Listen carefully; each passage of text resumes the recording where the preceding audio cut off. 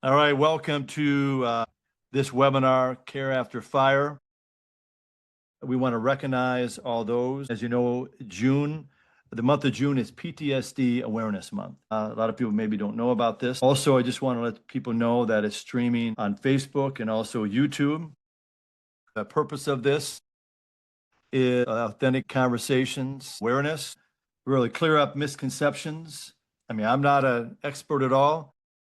You really have an understanding of what this is and all the misconceptions, and just reminding people that healing is possible.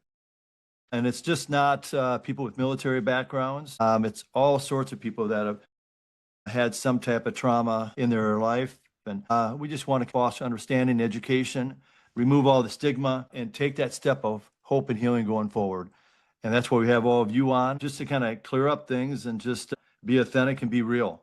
And people can really start hearing from people that can give people an understanding of all this. How it's going to work tonight is Kevin Weaver. He's going to be speaking for about 15 minutes coming up, and why this kind of conversation matters. And then we'll get into the panelists. So they'll have a quick introduction of each other. We have 4 panelists, and I'll introduce them when we get to that point. And then we'll have panel discussions, questions that have been thought of that tie into this topic.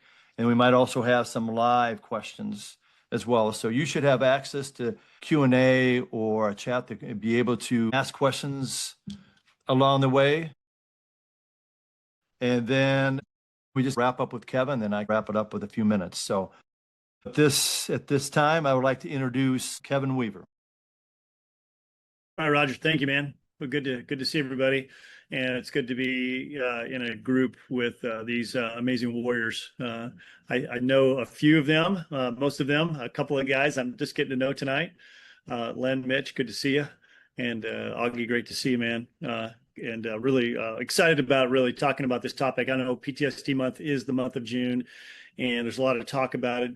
I would like to say, just kind of starting out, that this is a topic that a lot of guys who, especially guys who've seen combat, guys who've seen warriors, special operations individuals, those arenas, or guys who work in what in the Air Force, what we call the trigger pullers, right? I think that's probably across the board, but guys that have been in the combat roles, that it's not just those individuals who necessarily deal with post-traumatic stress.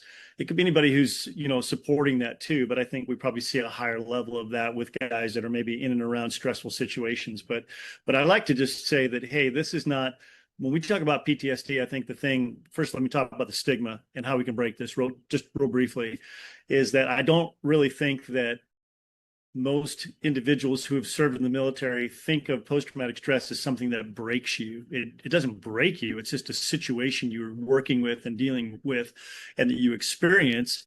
That really, honestly, you don't control the circumstances that drive that experience. I tell guys all the time, and at the Warrior's Journey, we deal with thousands of individuals who come to us with these, what we call invisible wounds, these issues where they're working through it.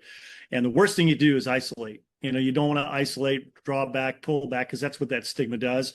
The best thing you can do is process, and you can do it through community. We're going to talk about that, what vulnerability really means, and the hope that comes from that.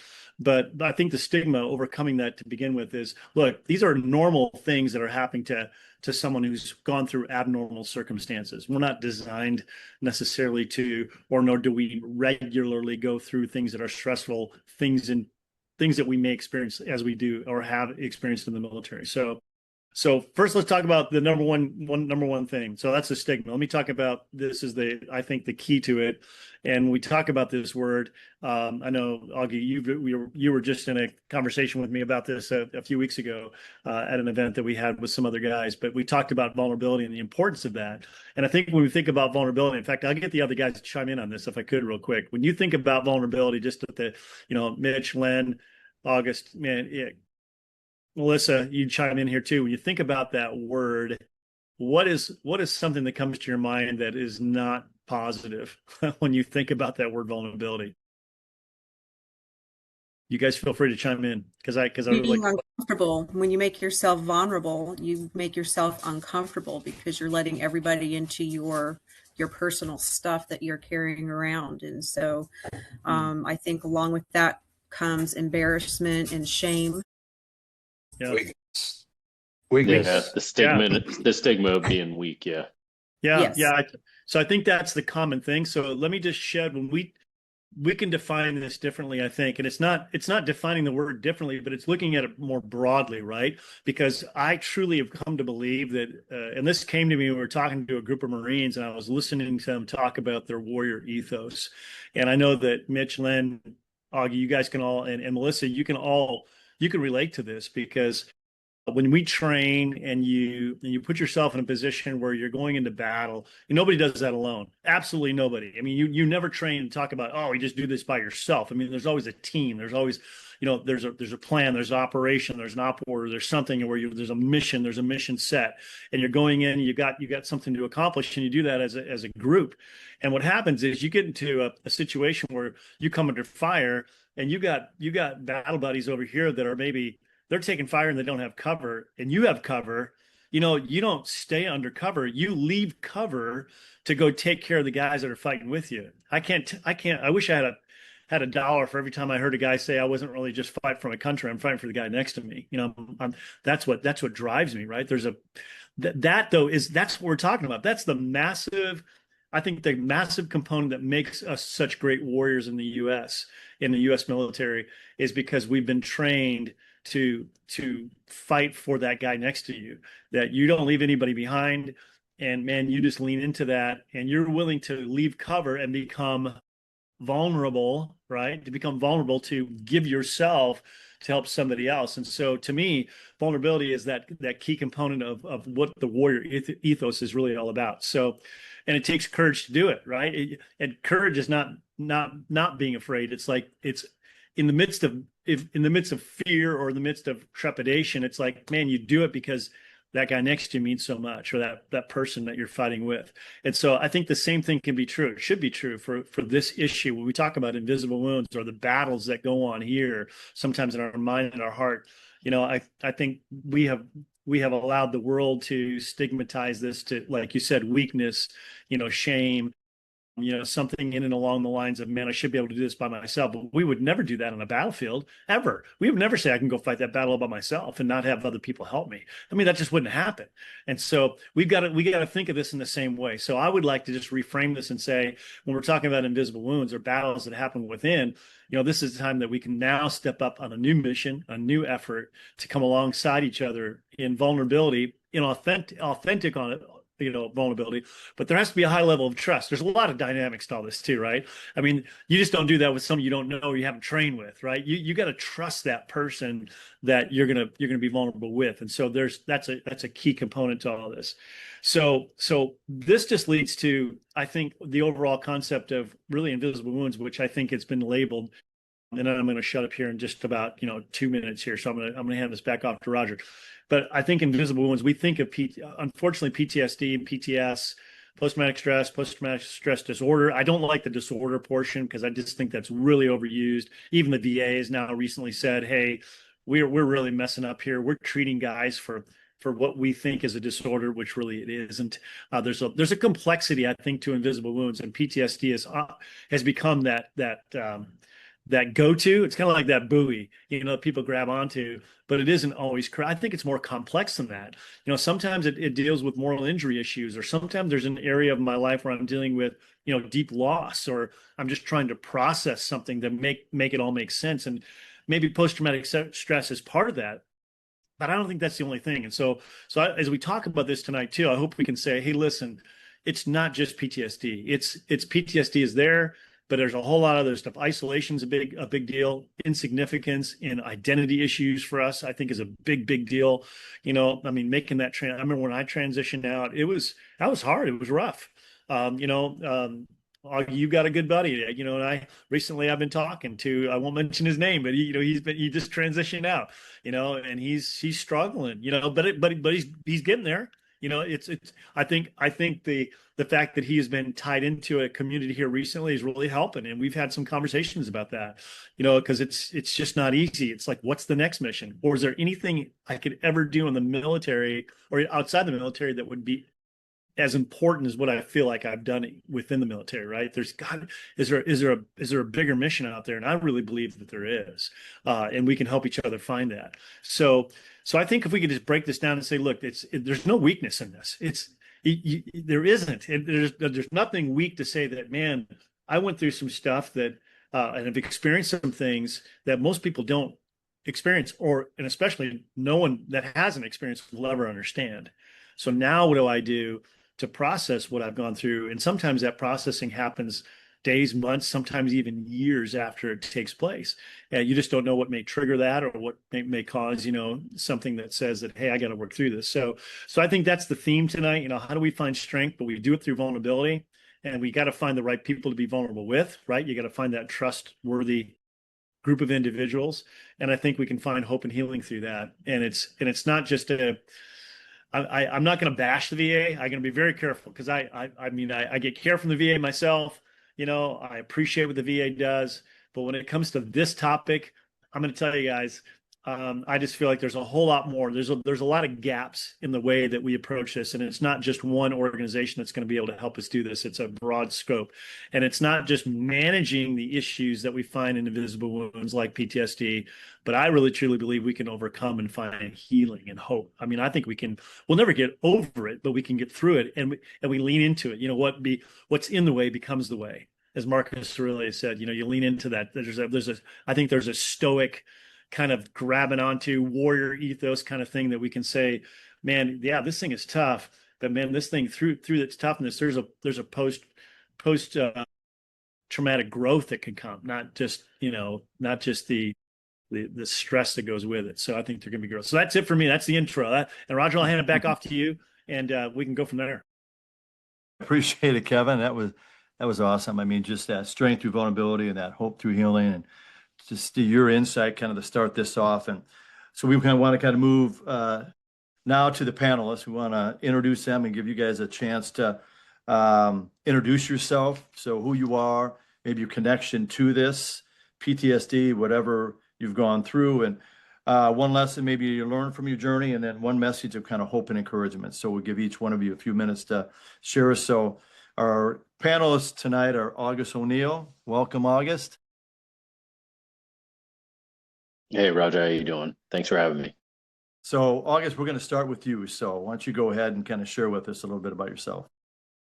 Okay. August O'Neill. I'm an Air Force pararescueman, been in the Air Force for 20 years now. Actually 20 years last April, so just passed. I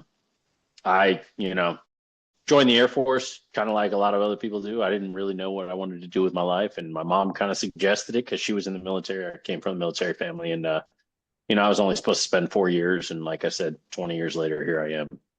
A little bit about me and where coming to this type of situation. Like I said, I'm a pararescueman. I deployed in 2011. One of my deployments, I ended up getting pretty badly injured. I was shot through both legs, resulting in 3.5 years of, reconstructions and trying to get back to a normal way of life, and resulting in a left above knee amputation.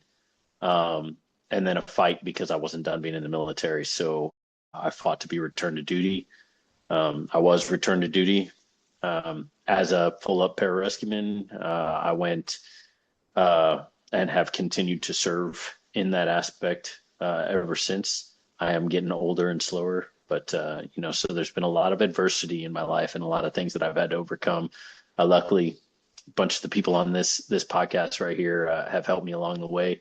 Tight group of friends, and we all have PTS in different ways, and I've just found out how to deal with mine, and how to overcome those types of adversities.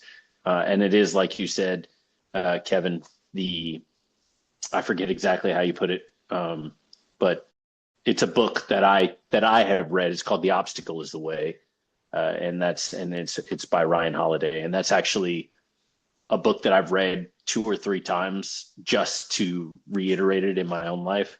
And whatever adversity that you're going through actually becomes your path, and trying to overcome that, and then the future after that. So yeah. now I'm here. All right. Hey, we appreciate you, August, all that you bring to the table and just your insights and your sense of humor.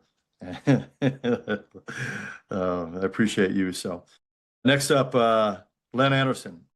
Welcome. Hey, thanks for having me, Roger. I appreciate it. Yeah, appreciate Can you. you hear So, me? yep, I can hear you. That's really So, good. yeah, just go ahead and kind of introduce yourself, share a little bit about Yeah, yourself. Leonard Anderson. I served in the Air Force for about 14 years, I think. 13 and some change, 14, something like that. I was a Canine Handler Security Forces. Deployed multiple times, done a lot of different things in my career. Second time to Afghanistan, unfortunately, me and the dog were struck with an IED. And I made it through with obviously a lot of, or obviously you can't really see me, but made it through with an array of injuries head to toe. Dog made it through clean, no injuries to her. And we both were basically medically forced retired out. And then that's when I ran into these guys on the panel and began my journey to healing. But really, it didn't really begin probably until I met them. Because I probably, speaking of the vulnerability where, you know, August probably still remembers that night vividly, of the night I'm talking about at Disney. And I mean, that's about as raw as anyone's still seen me to this day, dealing with everything. And hopefully when he gets out, because that's kind of where I have the issues with, like Kevin was talking about, a lot of those are the issues I still struggle with today. And especially being a canine handler, it was a little bit weird with us because yes, we have a brotherhood within, the community, but when you're deployed as a canine handler, you just get sent off with kind of whoever you get sent off with, which could be a good thing, could be a bad thing, depends on who you're working with, how long you're working with them. So I really value that brotherhood, that tight knit group, because I have experienced that in the past and after. And at the end of the day, the dogs are great, but you still need the human interaction that kind of understands where you're coming through from. And the things I struggle with more is I don't really have a lot of contact with the guys that I was in combat with. So I don't really get to throw the stories out there and have them bounce right back from it. So, having a good group of guys that you can trust and, you can kind of envision the stories just by the personalities and vice versa, and just having an ear to let you speak and say your piece and be who you are. I think that's the biggest thing with this group of guys is they'll let you be who you are, but they'll also check you when you made a mistake. And I think you get a lot more respect when it's a fellow veteran that's kind of checking you in that aspect, because you're looking in a mirror. I don't really know any other way to put that, but you're kind of looking in a mirror at the end of the day, because it is the guy next to you. And that's pretty much the only thing I got to fight for, was guys next to me that I didn't even really know their names and still don't.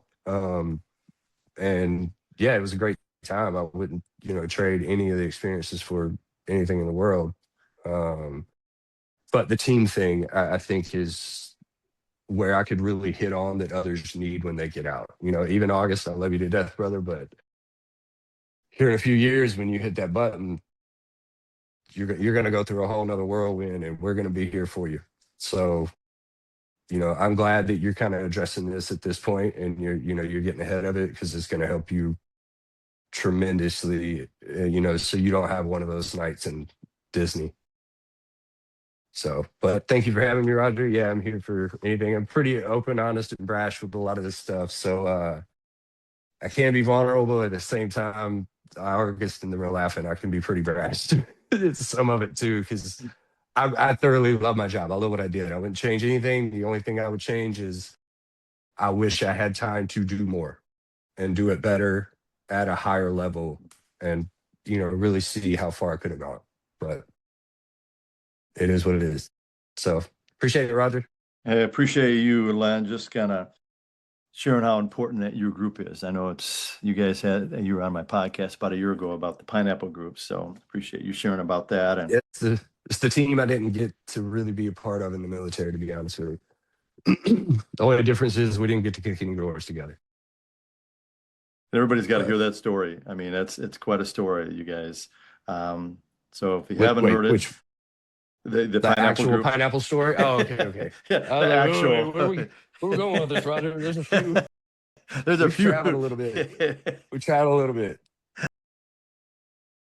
All right. Well, I appreciate you, Len, for everything you kind of Absolutely. share and just being real. So, all right, Melissa, if you could just share with us about yourself and. Sure. Well, first of all, I want to thank you for giving me the honor to be on here with all of these warriors. Um, it's just a big honor for me. So my name is actually Melissa James. I'm no longer a Hernandez for the record, but I served in the U.S. Army from 1992 to 96. I was a tank turret mechanic. I primarily worked on M1A1s. And I also had the opportunity to work on some M60 CVs when I did a engineer contact team when I was stationed in Camp Hobi, Korea. So my goal in the military was to be a lifer. I loved the military. I loved the life. I wanted to be a drill sergeant and train troops.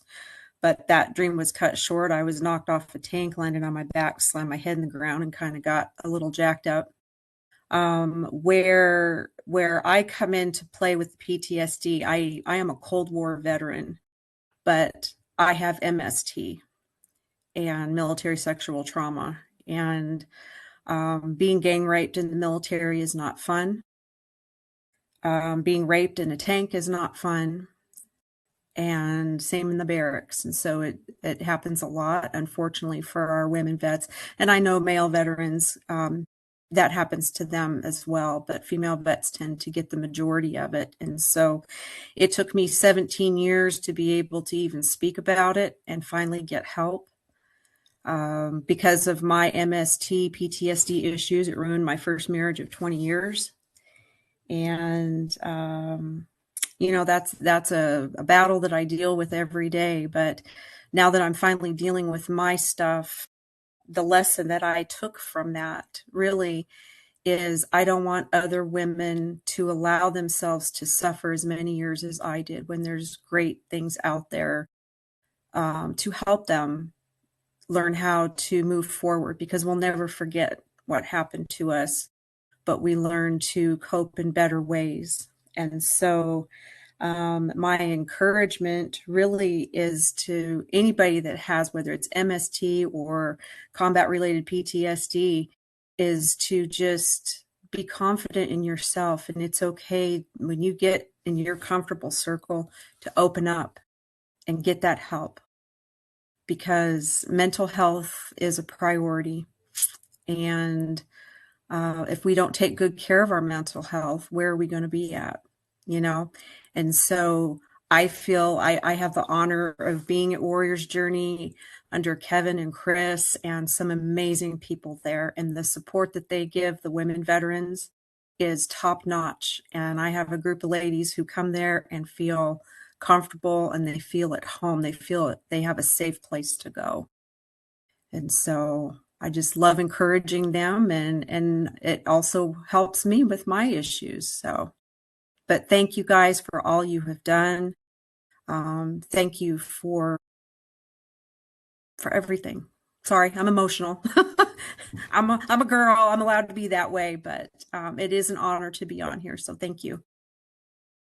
Well, it's an honor, Melissa. I mean, for your willingness to be able to share that and share that to the audience, and where if they're going through something, they have the opportunity to seek someone out, if it's through Yes. you or the Warriors Journey, or for someone and be a part of a group. I know you guys talk about that too, about being part of the Pineapple group, but being a part of the group to help you through it, and probably not just that time, but help you through life. So I Yes. appreciate that, Melissa. Thank you. All right, Mitchell, you're up, my man. All right. Hey.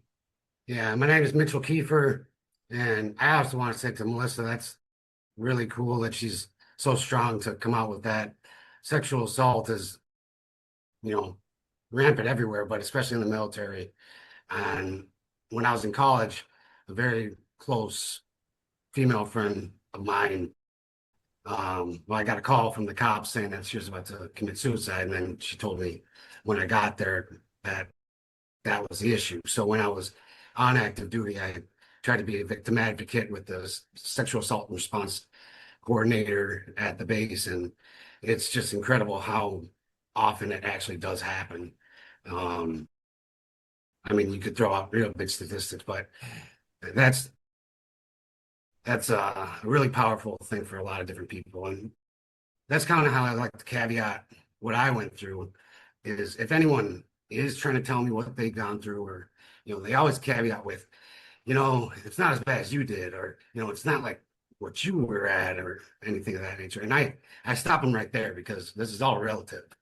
It doesn't matter how terrible your trauma is. Like, it's going to be a terrible trauma for your mind to handle.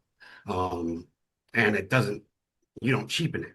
That's part of being courageous about it. It's just not cheapening your own self or your own experience, thinking that you should be able to get over it just because it's less severe as someone else's.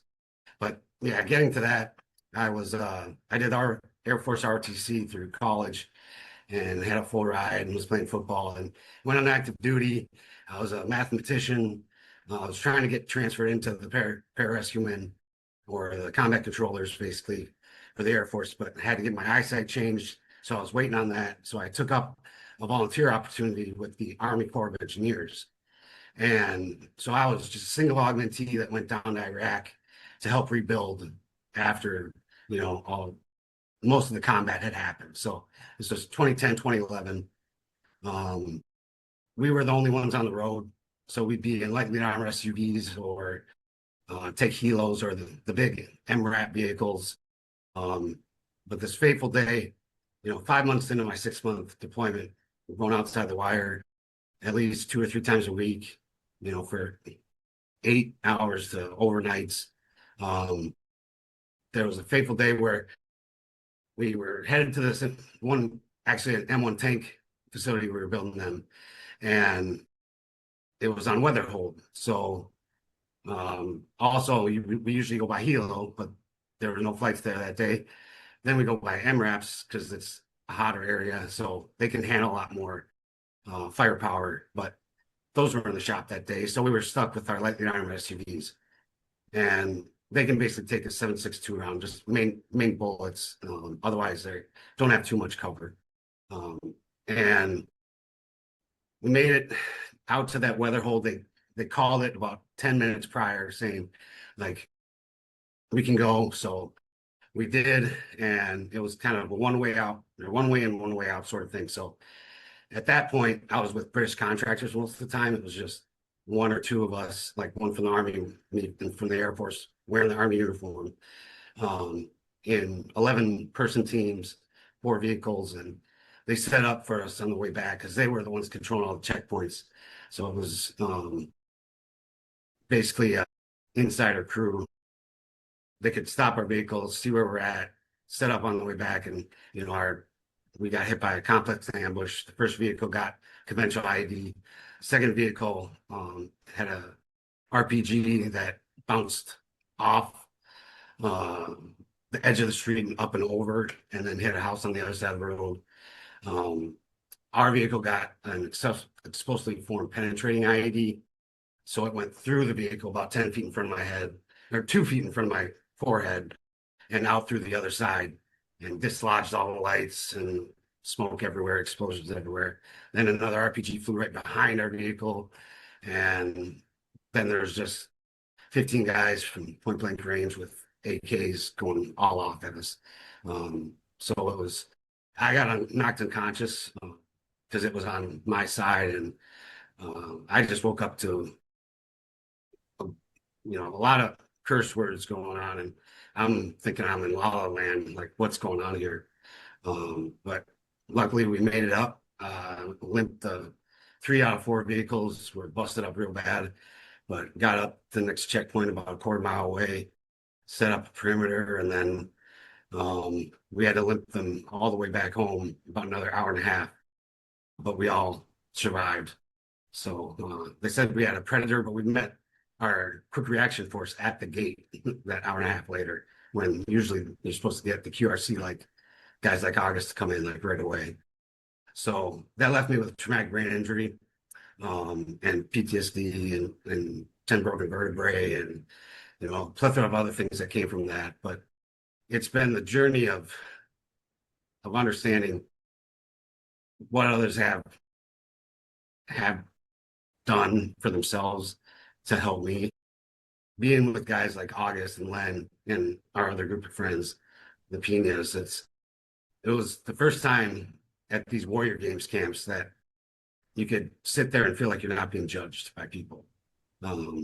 And for me, it's been a long road, long journey. It continues, but the best part about it is basically being vulnerable, because once you learn that aspect of it, you can open up a whole lot more and you become self-aware.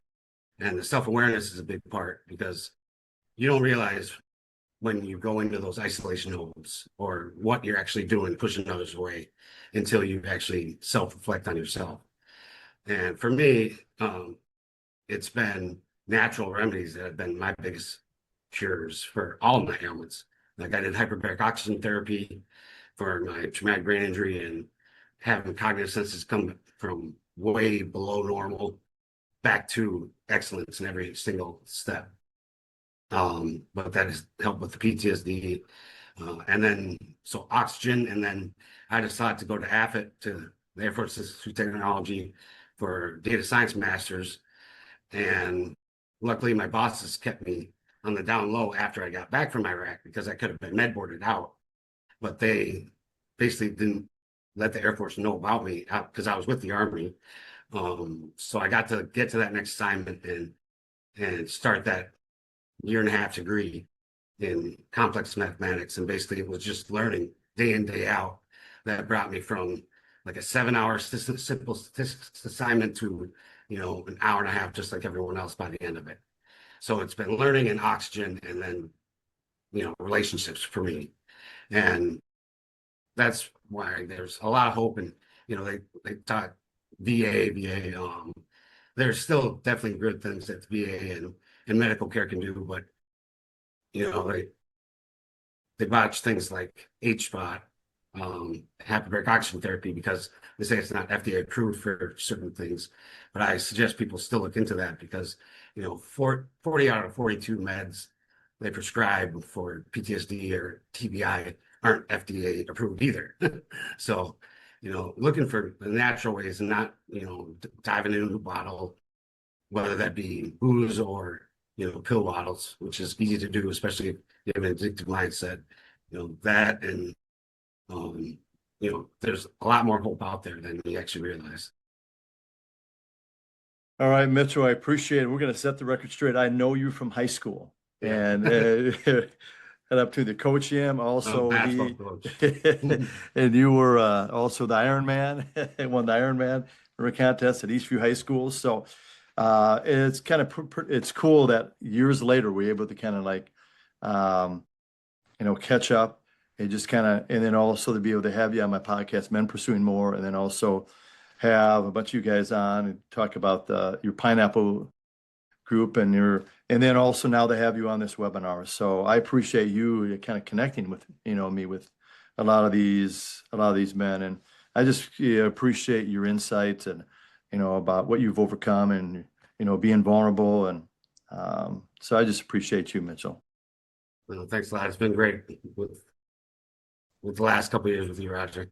No, I appreciate you and appreciate all of you. So now we're going to move on to more panel discussion questions that others out there may think of, or maybe they're wondering about. So I thought maybe we just do the same rotation. We'll start with you, August. And first, maybe what was the hardest part about recognizing maybe you needed help? Because that can be with anybody, because we all go through stuff. And some people recognize it, some people don't, that you needed some help. I thought actually like Len was talking about, like initially, because I was still active duty in the time and I was still attached to my team. I was just with the patient squadron.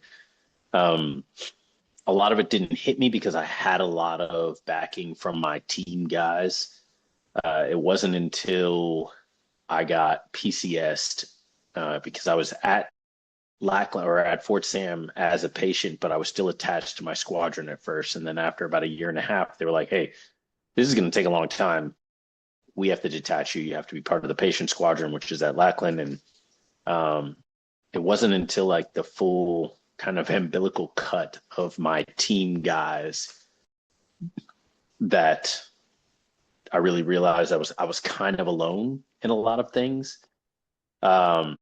And then luckily, it's like when I met Mitch and Len and the rest of our pineapples, or most of them anyway, I stubbornly, like, I'll just say it outright. I stubbornly took a trip with Air Force Wounded Warrior Program to Nellis Air Force Base because that's where my team was. And they were like, "Hey, we'll fly you out there. You can try adaptive sports, all this kind of stuff." I heard, "You're going to fly me to my team for free." And yay, thank you. I'll take it. So I went out there blind to what AFW2 was going to give me and was totally just excited to go see my team guys. Well, you have to participate. And I had kind of set myself aside during those games or during the practices and stuff like that. While I'm playing, like, I'm always a team player. So like while I'm playing, I was part of the team. I did everything I could to make the team win or, help the team to win or whatever. But on the sidelines is where I was kind of setting myself aside and distancing myself. And I was just like, man, I don't really want to be here. I'd rather be across base with my team. And so slowly listening, because inherently we're all, very social creatures, like, and, you want to fit in regardless of you think that they're your people or not. You still want to fit in if they're the only ones around. And that's what I started doing. Like, I started like listening to the stories of people next to me and stuff like that. And I realized, like, it's like Mitch said, it's all relevant, like, because every one of their stories, it had a different wrapping paper on it as to how it happened. But every single one of the people was going through exactly the same things that I was going through. And that was, disconnects with their team and family and friends and things like that, issues with doctors and prescribing too much medication or not prescribing enough medication or whatever it was, trying experimental surgeries, or, the psychological portion of it wasn't doing anything for them because, like myself, I was at Lackland, which, not to the doctors, because I'm sure they had the best in mind, but like, they switched out therapists, and I'm sure Len can tell you the same thing. They switched out my therapist like 5 times. Every like 2 or 3 weeks, I would get a new therapist, and eventually, I feel bad for this lady. I wish I could remember what her name was, but I feel bad for her because eventually she walked in. I thought she was one of the techs. She started having me tell my story again, and I looked at her and I said, "Wait a minute, are you my new therapist?" And she said, "Yes, I'm blah, blah, blah. I'm, whatever her name was." And I said, "F this, I'm leaving." Said, "You guys don't care anything about my actual mental well-being. You're here to learn what you have to learn. And yet I have had to tell this story to 5 different people with 0 resolution. I'm done. You're doing nothing for me, basically." But it was through going through that AFW2 event that I met people like Len and Mitch, and I was able to get closer with these guys and find a new team and new family, really, with these guys through competition, through sports, through just going on adventures in Hawaii and whatever, when we went to different camps and clinics and stuff. And that really helped me realize that it wasn't, there's the family you have that you're born with, and then there's the family you choose. And with that family that you choose, which can happen at any different point in your life with several different groups of people, that family that you choose will always be there to give you hope in whatever aspect that you need. And like, that's why some people are like, "This is my best friend." And I'm like, well, I've got several best friends, and they all do something different for me. And I'm sure I do something different for each one of them. And I think finding that type of camaraderie, and not just finding it, but being able to recognize it, because a lot of people get into those funks and they just aren't accepting to the things that are actually happening around them. And back to the obstacle is the way. I was going through a crappy place. I had to be in a bad place that I didn't want to be, around people that I particularly didn't want to be around. Not their fault, just me being arrogant in my own injury or whatever. Um, but it was through those people that I ended up finding my, resolution and coming back to my normal mindset. Because I really am. I'm a very happy, like goofy person all the time. Inherently, I want to be happy all the time. I tell you, my wife probably gets mad at me a lot because we'll get into an argument and she'll be mad about what's going on. And like 5 minutes later, I'm like, so are we going to go out to dinner or what? And she's just like, this can't be real. But it really is. Like, I get over things very quickly.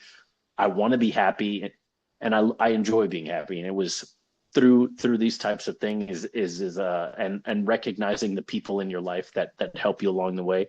I think that was a big help for me because I have thrived on the human beings around me. It by no means is me. It's the people around me that I have leached onto to pull me through it. Appreciate that, August. And you got some of your family members right here, Mitchell and Len. That's really cool. And just how to recognize that and just kind of help you through things. That's so cool. How about you, Len? I mean, it's something I still struggle with today, and you know, all the things that Kevin talked about prior. So it's not. I don't necessarily say it's something you ever get over. It's something you get through.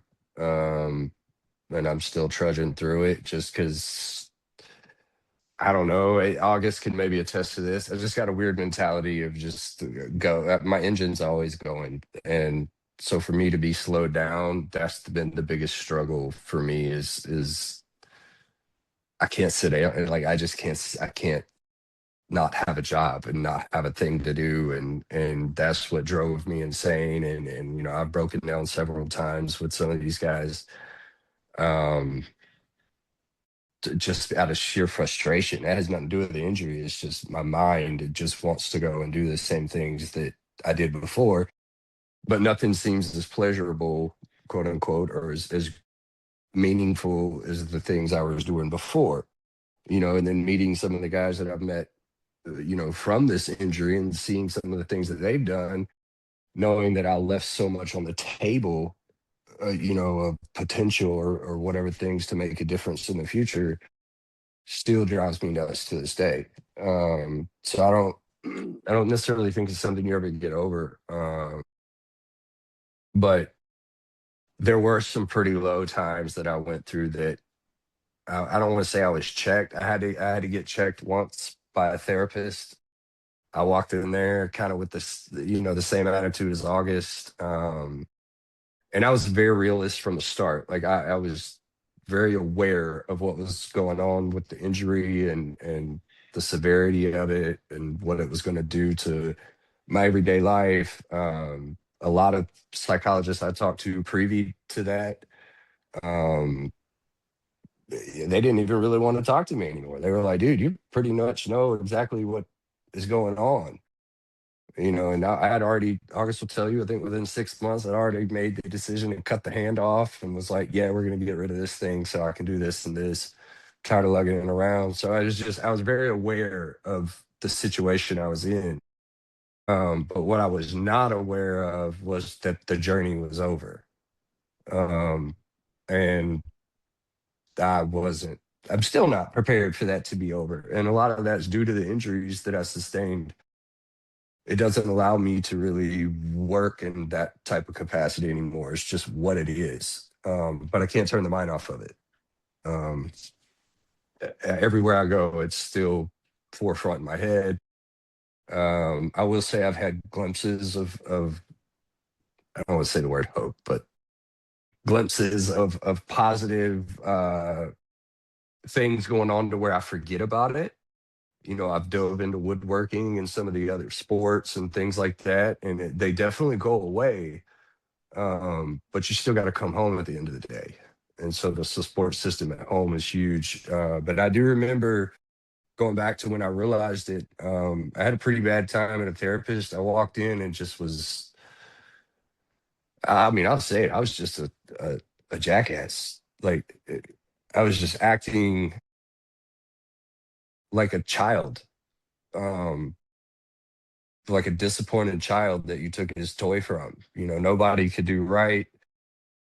I didn't have any I didn't want to talk to anybody about it. I didn't want to hear anybody's opinion about it. I didn't want to deal with nobody. And you could tell by my demeanor, the way I approached people. And, you know, I was always nice. I was never disrespectful. But I was getting to the point where I was getting a little, I was walking that line. And I would remind myself a lot of times, and this therapist looked at me and was just kind of like, who the fuck do you think you are? Like, I give my time to come in here, you know, and try to help you. And this is the type of behavior you're showing me. And honestly, it made me think back to when I was like a teenager acting like a jackass. And I needed that, you know, and that low point kind of, there was, you know, I was jumping out of the car at like gate guards for not doing things to a standard that I thought would have made flow go better. You know, it's just retarded, just crazy things I was doing. And I didn't really have control of it until someone mentioned it to me. And I was going through a divorce, and you know, I was having those type of issues at the same time. So it was a complexity of things. But when that therapist kind of gave me a wake-up call, you know, I was sitting there like, you have done all these things, you know, in your life. You've been in charge of people and all over the world. Why are you sitting in here being disrespectful to someone who's here trying to help? You were never brought, like, the military was not taught, did not teach you that way. You know, PTSD or not, or whatever you want to call it, at the end of the day, the military still taught you a discipline, you know, and how to care for yourself, how to, you know, present yourself in an appropriate manner. Um, and I wasn't doing that, and I was really disappointed in myself. And so from that point is kind of when I reached out, going to these AFW2 events, and ran into a lot of the friends that I have now. And yeah, if you look at me when I'm with these type of guys, I'm probably a much more joyful, exuberant, out and about, going nuts type person. And a lot of that's because of the security blanket that we have when we're all together. But I'm not gonna lie, a lot of that shuts right back down when I come home, just because I don't have a set group of isolated friends that have been in the line of work that we've done. Um, so when I do get the little weekends here, or the, you know, time to go and visit, I really, you know, dive into those. And sometimes it may become vulnerable, and sometimes it's just to have fun. So I rely on those guys to, you know, check me when I'm low, and just like I would on them. But most of the time it's me.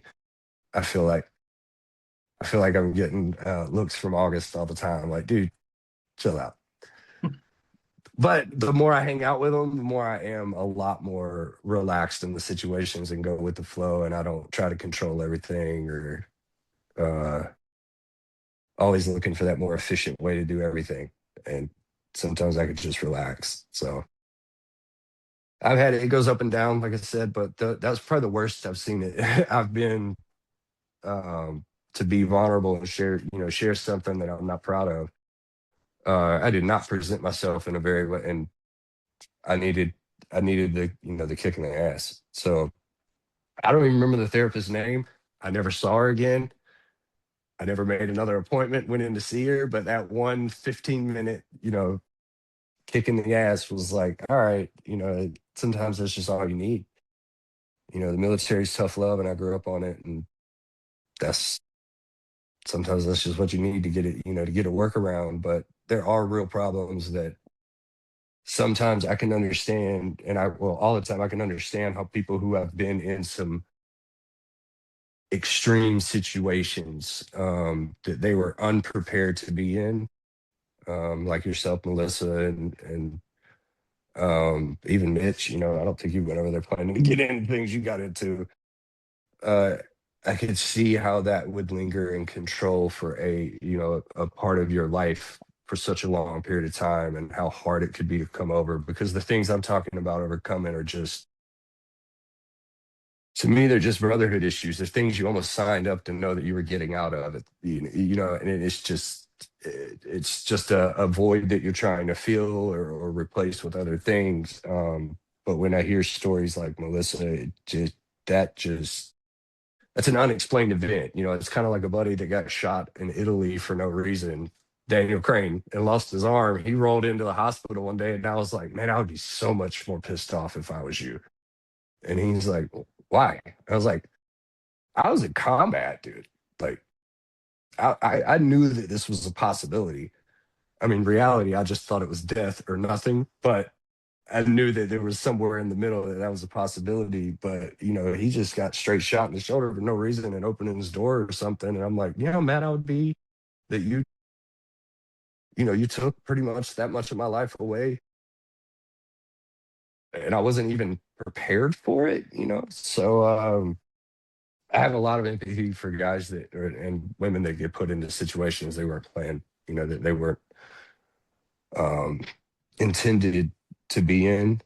And I think that's a whole different, like Kevin was talking about with the VA and how, you know, the PTS is basically kind of an umbrella. I do believe that there are parts under that umbrella that affect the mind differently, 100%. And so a lot of it's about understanding and respecting that at the same time and listening to others when they speak. All right. I hope I Hey, answered your question. oh, you did, and that much more. No, I appreciate you, Len. I just learned that much more about you and just your kind of willingness to share this. And the cool thing about this is going to be recorded. And so those that don't have an opportunity to listen to it now, they're going to be able to listen to it later. And just like, you know, just giving those hope and helping others just to be an authentic and real. And just, you know, I think so many of those out there, if they're in the military or not, are going to be able to relate to you guys, you know, all your stories, and listen to your stories and all your stories. You just got to keeping it real, and you're authentic with it, and it's like you're speaking from the heart. So I appreciate that. Absolutely. Thanks. I think August has a question. Yeah, Okay. and I apologize, Melissa. I know you're going next. I'm really hoping that the therapist that you got mad at and the one that I cussed out is not the same woman, because she would have had a very bad time in that time. That would have been around the same year. So, but she came at me. So, you know, maybe I had just cussed her out, and then you walked in with an attitude, and she was like, it's not happening twice. Man, it was so bad. I was so embarrassed because when I walked in and I did the slump thing, and I was like, why am I here? I need to talk to a person like you. You don't understand where I'm coming from. And she just looked at me like, hell no. Okay. Yeah, she got me good. I sat up in my seat and was like, I feel like a high school kid. I just got you. You know, that therapist What may, if not on this, well, this webinar, may hear it someday and go, you know what, I need to call up whoever it is, Len or August. I don't remember who it was, but it was, it took me back to being at home. It's kind of like when my mom did the same thing to me in the hospital. She was shaving me and I was, I don't know, irritated or something by the way she was doing it because it wasn't the way I do it. And she just dropped the razor and was like, well, your hands ain't gonna grow back tomorrow. So you either gonna let me do this or you're just gonna have hair. And just looked at me and I was like, okay, I love you. Shave my face. So I'm a tough love guy. You know, that's maybe not for everybody, but it works for me really well. All right. Appreciate you, Len. And let's move on to you. I just have to, I'm sitting here laughing at the conversation between August and Len. That's really funny. And I have great visuals with all of that. So thank you for the laugh on that. So, the hardest part for me recognizing that I needed help really was, because I was embarrassed. I was called a lot of filthy names that at the time I started to believe. You know, I was told that I brought those things on myself, which I know I didn't. But when you get told that so much, and when you get told it by one of your therapists that you finally reached out to, well, you may have brought it on yourself. A lot of women do. I had to get up and walk out of there because I was ready. I have red hair. And so my redhead attitude kind of came out with that one. And then I wouldn't go back to try to find another therapist. But you know how it is explained to me, I'll kind of get off the subject here for a second, is, you go to fix your car and you get a crappy mechanic and the mechanic doesn't fix your car right. Are you just going to give up and not go find another mechanic? No, you're going to go find another mechanic to fix your car right. And so your brain and your PTSD, it's the same thing. If you don't connect with a therapist, it doesn't mean you quit searching. You keep searching until you find that one that you can connect with, because in order to deal with all of the stuff that's going on in our heads, we have to be vulnerable and we have to be able to share those hard stories. And whether it makes us feel dirty and filthy, and it's not something you can just get over and be fine. For me, needing help was, I became very vulnerable, quiet and depressed. I became very much an introvert. I didn't want friends. I didn't want to talk to anybody at all because I didn't want, at that time in my life, I only had some civilian friends. And if they ever knew what happened to me, they'd probably think I was just nasty. And so I just kept it all in. And when I explained it to my first husband, because we had a tiff one evening and I explained to him why I was the way I was, he's like, well, I'm your husband now. And that probably wasn't the right things to say to me at the time, because I'm like, well, yeah, but I got stuff to deal with. I just don't know how to. So when I finally reached out for that help, the first mechanic, if you will, wasn't a good fit for me. And so I waited a couple more years and I kind of had a breakdown. This was about almost 6 years ago. I had a breakdown and I had to leave a veterans organization. I quit everything. I quit going to Bible studies. I quit going to any gatherings. I unfriended a whole bunch of people. I really isolated. And it got to the point where I wasn't thinking too bad of things, but my mind was starting to get on that path. And so I finally saw my primary care and I said, I need help. I'm a mess and I don't know what to do. And so God loved that primary care doctor. Boy, he signed me up for everything. The psychiatrist, the psychologist. I got the TBI evaluation because I can't remember anything anymore. Yeah, I mean, everything was just crashing in. And then I started going to the vet center and I got help there. And once I learned from some really good people that I opened myself up to, that I wasn't the only one. There were many other victims that went through all of those terrible things as well. I didn't feel so bad. I still feel bad, but I didn't feel like I was the only one. And as I've gone through this part of the journey in it, because it is still a journey for me to this day and always will be, I think, but I handle it a lot better. But the more I learn about it, the more I have a passion for not wanting other women to carry those wounds as long as I did. Really, when I look at women veterans, the ones that are in the nursing homes right now, you got your 70 and 80-year-old women that are in the nursing homes. We have 12 of them up here in Mount Vernon, Missouri Veterans Home. Those women were the pioneer for all of us women now.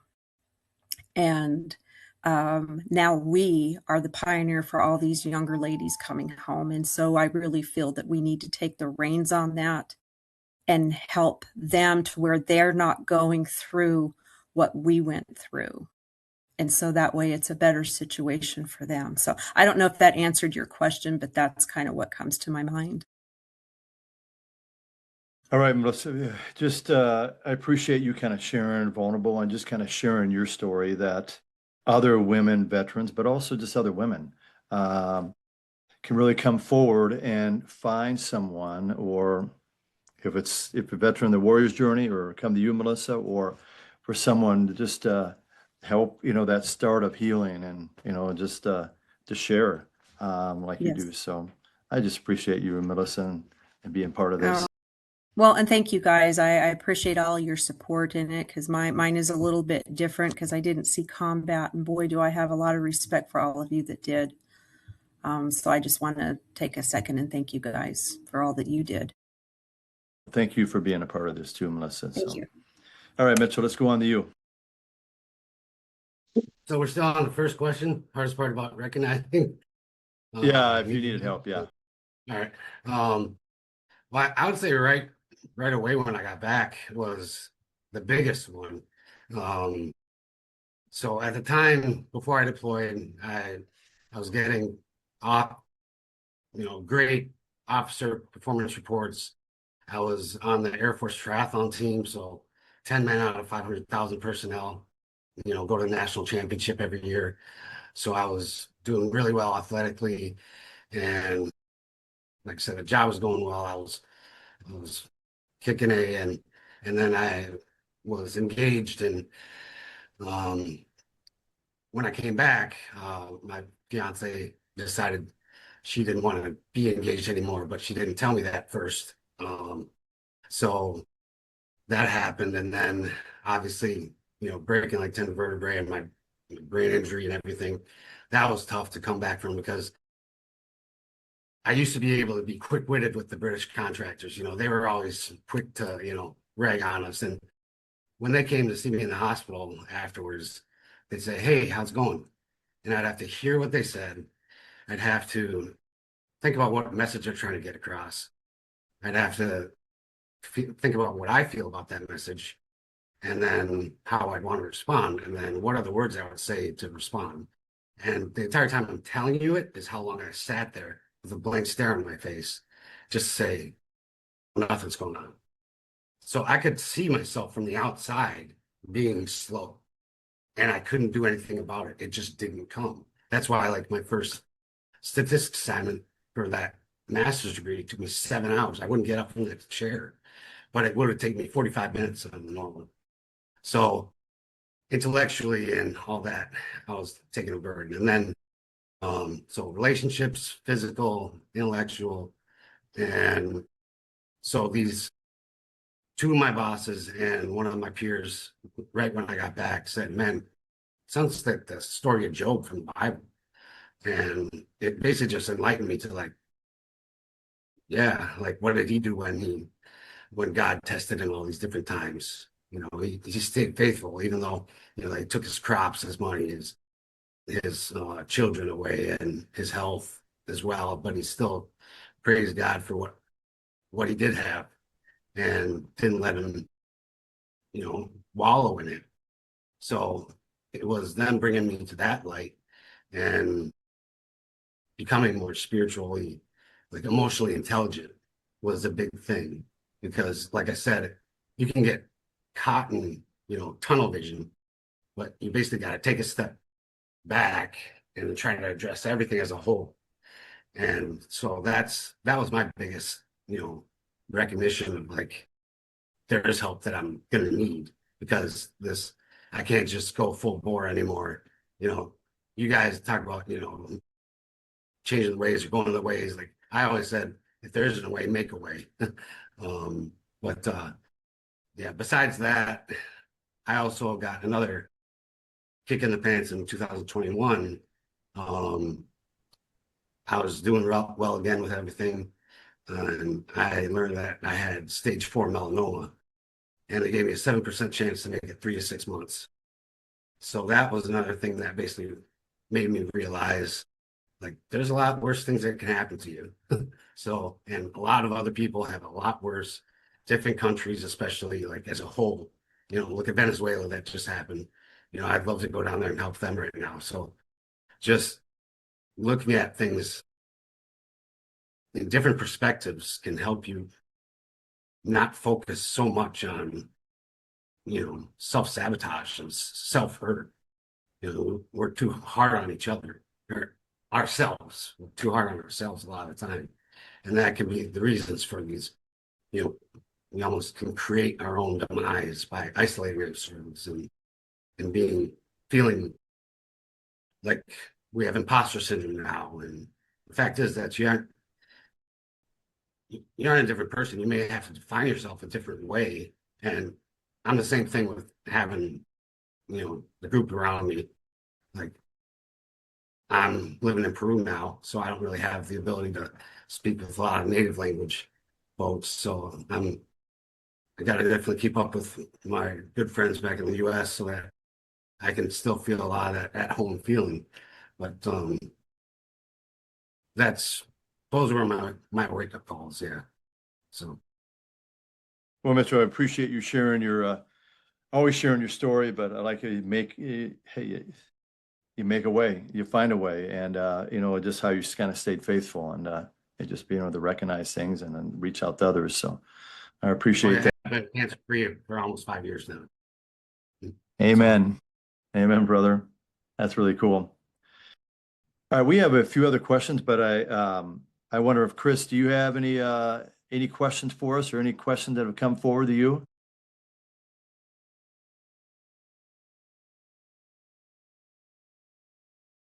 Can you hear? Yep, we can hear you. Yeah, sorry. I want to make sure you can hear me okay. No questions. No, this has been fantastic. In as part of the Warriors Journey team, Kevin hinted on it. Everybody's story is different, and everybody is impacted in different ways. And throughout everyone's journey, we often hear when the veterans contact us, the biggest thing that they complain about is no one gets it, and they just don't understand. And that's the key of what we do at the Warriors Journey is we build that core team of veterans that when veterans contact us in crisis, we match them with a veteran with similar backgrounds so they have that common thread. And so much of it is just relational. And so we're for those out there listening, we're prepared to hear you. And if you need a warrior connector, we're here to match you with someone that can listen and understands where you're coming from. All right. Well, I appreciate you sharing that, Chris. And what we're going to do next is we're just going to do some rapid fire questions and give you an opportunity. We'll go all, and so each one of you maybe take 2 minutes or less. I know these are the few questions that maybe you could spend more time on, but Len, we're going to start with you. And here's the first one. And I know a lot of you could probably share a lot about this. What misconceptions about, as you know, it's PTSD month, if you even want to call it that, would most would you like people to most understand about that, about the misconceptions?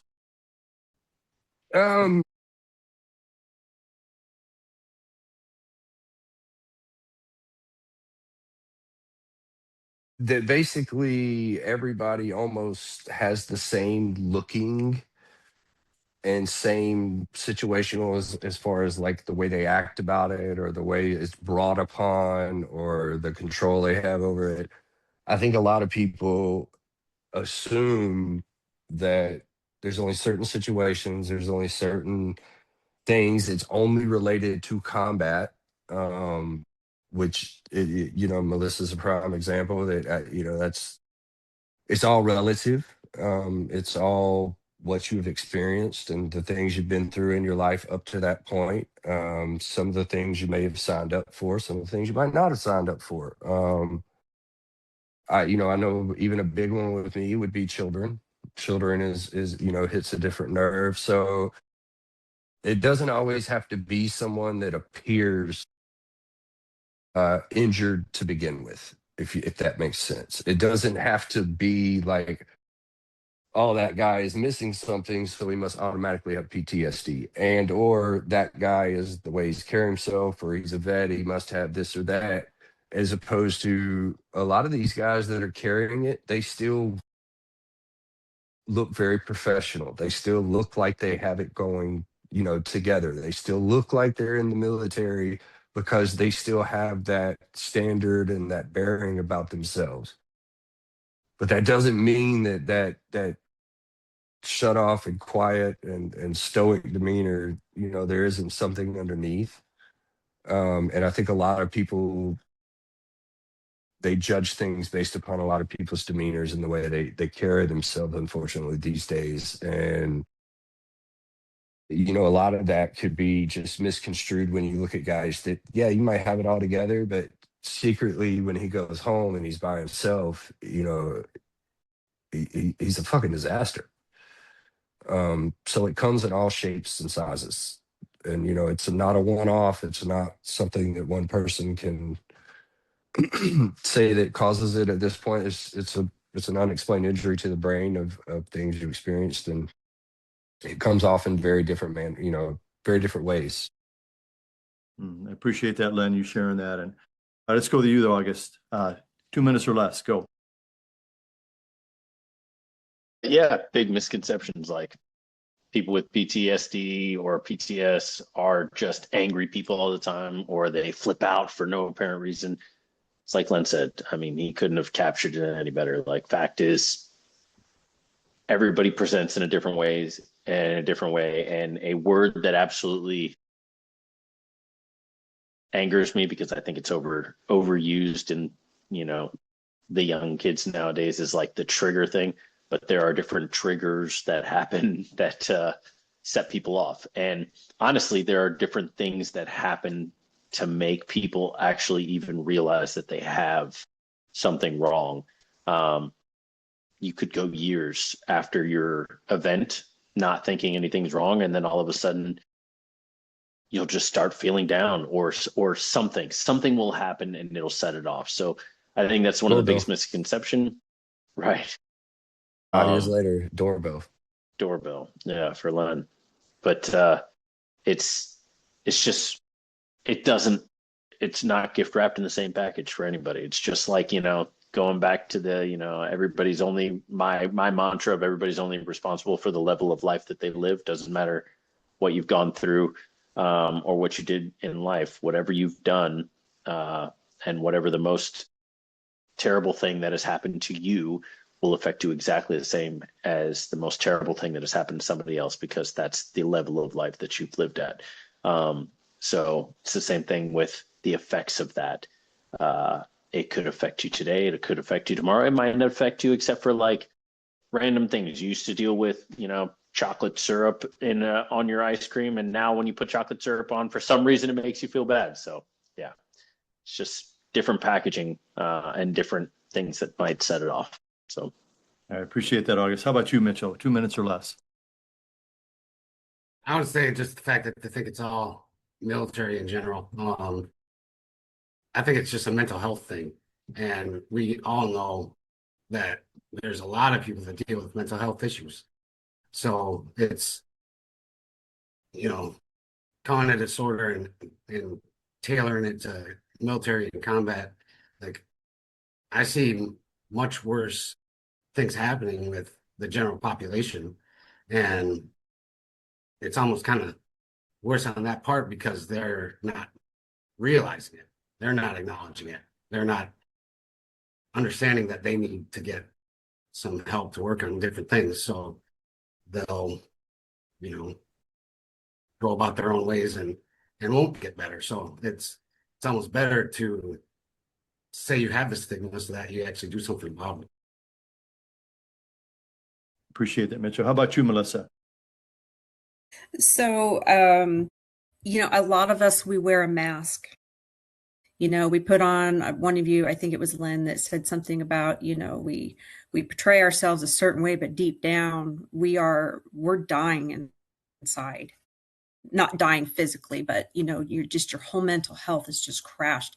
And so, but when we go out in public and we're dealing with people, or we go to church or wherever, we put on the happy face, like everything's fine, I'm fine, everything's great. And then when you get home, you're a wreck, you know, and you kind of like, okay, why can't I be like so and so and so and so? They have a great life, but you know what? They may be struggling with mental health and have a mask on too. So I think mental health in our society in general is a big issue.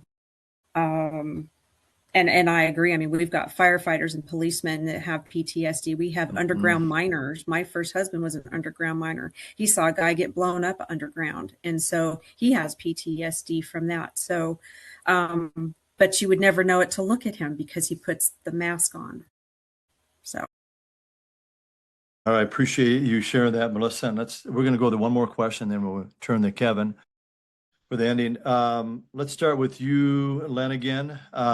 This would be kind of a final, just kind of like a message of hope that you want to give someone struggling today, that might be struggling, whatever they might struggling with. And like, I know different strategies are going to work different for many others, but what kind of hope could you give and a message you could give to somebody that's struggling today, or someone's going to be listening to this recording maybe days, weeks, or months later, after this recording? Um, that's it's kind of a double-edged sword with me. It's the first thing I'll tell you is just put one foot in front of the other. There's just put one foot in front of the other, and then do it again, and then do it again. And going somewhere, go somewhere, do that makes it happy. Find a spot that just you enjoy, get some good endorphins flowing. And a lot of times when that happens, that opens up different doors in your mind to, explore more contact. I know I talked about diving into woodworking. I didn't even realize the therapy I was getting from just working and manipulating wood. And then what I really got really good joy out of is when I actually gave it to people to use and to put. And without realizing, I was almost fulfilling a little bit of that void that I had, from helping others, from being there when someone needed something, and I know it's very minute in comparison. Uh, but find something that you just really enjoy. And a lot of times, if you find something and you can dive into it that you really enjoy, you meet someone else that really enjoys that same thing. And that connection right there can open up some of those pathways to being a little more vulnerable and being a little more open to talking, because you can go, I've met people where I've gone home and I'm like, man, I could sit there and talk to that guy for a while. I liked where his head's at. I liked the conversations we were having. Yeah, it was a little goofy, but um, I felt like we could have had some healthy, challenging conversations there, and I didn't take advantage of it. Or sometimes, because I don't get to talk to a lot of people like that, I could come off a little strong and in the conversation because I want to have. I'm reaching out. But it's more about just putting that one foot in front of the other and making that step, making that reach to someone, and not being worried about the stigma, or I say the stigma, but the negatives that come with it. So because everybody is facing something in their life, whether it be something very small to something on a huge gravity scale.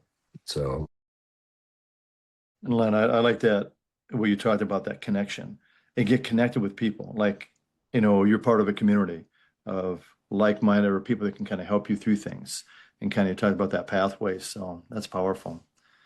Appreciate you, Len, sharing that. So, all right, Melissa, sir. How about you?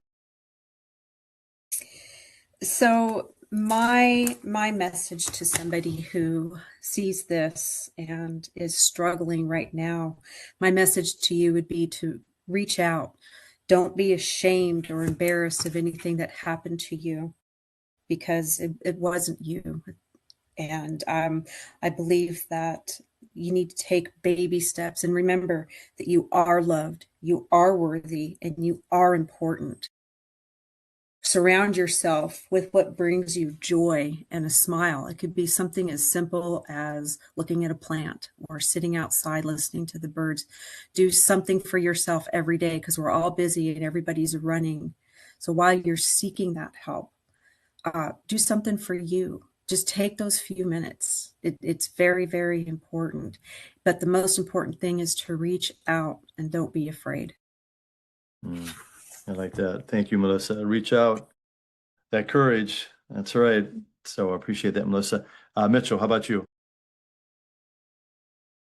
So I've kind of had this kick the whole time, but basically try to do all that you can to be self-aware, be emotionally intelligent, learn about it, like follow Tony Robbins, start watching him, and you'll see how many people think they have ruined their lives or have had crazy things go on in their lives and they're lost. So it's not a military only thing. It's It's definitely something that everybody can battle, but also get through. And that's a misconception, is basically that people can't deal with it. But no, there's a lot of functioning people with PTSD. So it's definitely something that isn't a jail sentence or a, life ender. It's something that you just learn different coping mechanisms, and the more that you can learn yourself, I think the better. I love that. Thank you, Mitchell. And how about you, August? Glimmer of hope. I mean, like I said, we are all social creatures. Um, I've kind of started equating things to like portions in time. You know, the worst thing that happened to you in high school was something that you thought was going to completely ruin your life. And then, 5 years later, you're like, what the heck was high school? How silly were we back then? It's kind of the same thing. Events happen and they take up very short periods of time relatively in your life. You have decades to live. Even if, like some of us, our injuries, physical or mental, came through, and it took years for us to heal, for the most part, and start to find our new path, our new normal way of living. But fact is, like, that in itself is still just a relatively small portion of our entire lifetime that we have to live. So the glimmer of hope is that this too shall pass, and you will move past it. You will find your new normal and whatever is going on in your life, and you will strive to find your social norms in what group that accepts you and that you have accepted to make yourself better. So. All right. Appreciate you, August. We're all on a journey, each and every one of us. And I liked how you said that glimmer of hope, and hopefully people get a glimmer of hope. If it's tomorrow, if it's next week, or whenever it might be, next month, could be 6 months from now, that they have an opportunity to listen to this recording, because it's going to be available. Listen all the way through it. Bring now you back, Kevin, to give us some resources, next steps. People want to know where they can turn to, because people might listen to this whole recording. Hey, I know Chris shared a little bit, but what's a number? Who can I turn to? Who can I contact? Let's have you share with us about that, Kevin. Yeah, let's give you a little perspective too. I just want to say thank you to all the guys, and thank you for being vulnerable. It was really great tonight. And I hear a theme that we hear over and over and over again at the Warriors Journey. We were talking about even what we would call this thing that we felt was going to be a gap. The last thing we needed to do 12 years ago was to start another veteran service organization. There's only 42,000 of them, right? So like, why another one? What? And there's some great ones out there, right? So we were just really pushing against even going this direction. But the one thing we did see that was a gap, that at the time, there wasn't really a lot of partnerships that were going on. There wasn't a lot of working in between, where there was a collective of groups that were trying to work together, to what we would say. And I'll just finish it by wrapping it up by saying this. What we've heard tonight is holistic, right? We've heard people talk about mental health. That's important. The mental strength of where we are. I think there's social integration. There's a holistic approach to that, right? You can't just focus just on mental health.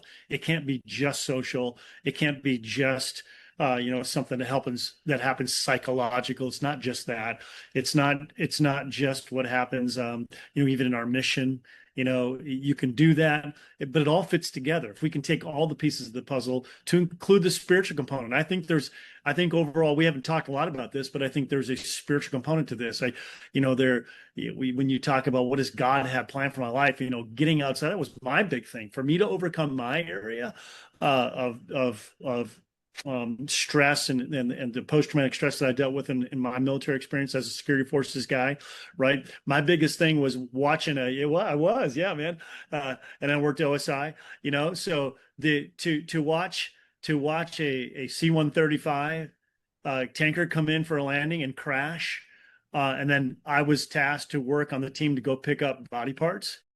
Man, that was the thing in my military experience that was a nightmarish experience, and that was a gruesome thing that I was not planning on. That was, I didn't sign up for that, but I did. I did sign up for it because that's what it took.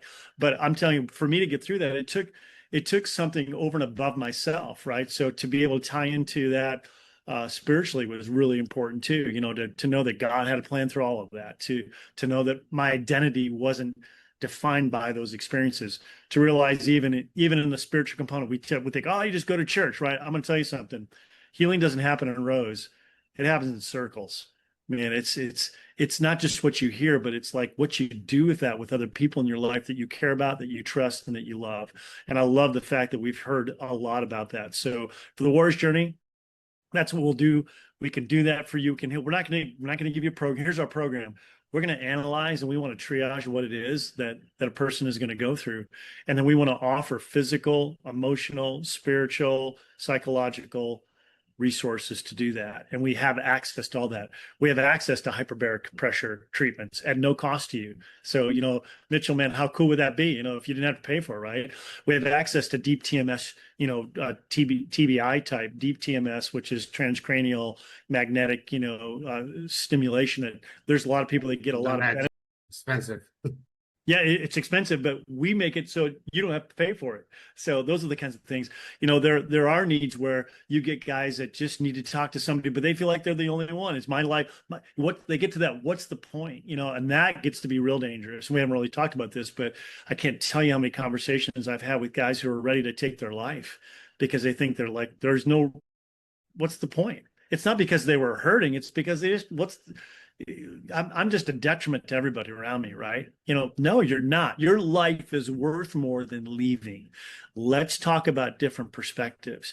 So if you're listening to this and you've had any of these issues, I would just say, please, because we're all just warriors. We're warriors helping warriors. I'm not saying that a 22-year-old social worker can't help because sometimes they can kick you in the butt. Maybe that helps, So, Len, I love that story, by the way. That's great. And therapists are not bad. It's not someone and we aren't going to sell that, but we'll lead you to all those things. But if we can at least get you talking about it, right? So if you're listening and you're thinking, man, I just don't know who I could trust, man, I hope you could trust that. Give us a ring, give us a call. We'll get you in touch with guys like this. We'll work through it. We'll customize a plan for you that will fit you. It'll be genuine. It'll be authentic. It'll be real. We're not going to push anything on you. We're going to listen, and we're going to listen to what you need, and you get to be in control of the process. There's coaching involved. There's all kinds of resources and materials and actual programmatic things that we can offer if it's appropriate for you. But let's talk about the whole gamut and cover all the grounds and give you that opportunity. So we want to give you opportunities to just look at the practical steps toward these healings. So the final message is, man, there is hope. And we're on a journey. That's why we picked that term. Like, hey, the warrior's journey. This is what it's about. How do we get on the journey? We're going to get you in touch with guys, and maybe they're a little farther along the journey. They can pull you up. Maybe you can discover new things. And guess what? It's not going to end. I know guys get it. Even myself, I'm still growing. I've walked through so many. Oh, I'll go with you. Because I won't go unless you go with me. Great, I'll go with you. And I'm the fly on the wall, right? Going, okay, I'm here for this guy. Man, this is gonna be great. And I'm going through this thing with him. I'm like, oh man, this is hitting me too. It's like, oh, I thought I was beyond that. It's like, no, I got to do this too. It's like, okay, here's another step. I got to make a decision, and it's going to be better for my family, and it's going to be better for the people that God has entrusted to me to gather around in this new community or this new mission or whatever that might be. So I would just say, hey, it's different for everybody, but we can find a plan. There is a way. And if the Warrior's Journey can help and assist, we'd be honored to do it. We're not the only organization. By the way, we partner with 82 other veteran service organizations. That didn't exist 15 years ago. That's probably what I'm most thankful for, is that we've been able to tie in and get guys locked together. So when you come into this, you're going to see that there's a lot of us that are working together now to make these types of plans possible, where it's not going to stress you out even more. It's just the opposite. It's going to take that pressure off and bring something to you that I hope I will make this commitment. We will find a way that works for you, and we'll do our very best to provide that for you through relationship and through trust. That's the commitment. So we're out there. All right, I'll shut up. Done. Hey, Kevin, I have a question for you. Can you share with listeners now, but also for the future, your like a phone number and then also your website? Yeah, so you can contact us. Our like it can be an emergency contact. It doesn't have to be an emergency, but 213-895-4357. By the way, that's 213-895-HELP. If if you're looking for help, so it's 4357 is the last four. twj.org. Just go to our website. You can contact us through our website, through our we have a link there that's info at, it's an email. You can email us if you want. You can call us at our headquarters office. It's all that information's on our website. So we'd love for you to reach out. There's no obligation, 100% confidential, 100% we will. If you come to us and we get you involved, like, hey, maybe what you need is an AFW, is it AFW2 guys, right? Is that right? You guys, maybe that's what you need. We'll work to find those programs. We got guys like August, and I can call Len, I can call Mitchell, and we can say, hey man, I need guys that tell me more about that, because we need to get somebody in that program. We'll do that for you. So just call us, reach out to us. We'd love to help. All right, that's a wrap. And thank you, Kevin, Mitchell, August, Len, Melissa, and Chris. We appreciate you being part of this. Let's continue the conversation going forward. And also, this recording is available on all platforms. I'll also send all of you a copy of the recording so you can share that with others as well. So, hey, this is a wrap, and I just appreciate everyone being a part of this, and looking forward to many, many conversations going forward. Thank you so Thank much. you. All right, thank you. Thank you for having Appreciate it. us. Bye-bye. Appreciate it. Good to see you all. You too.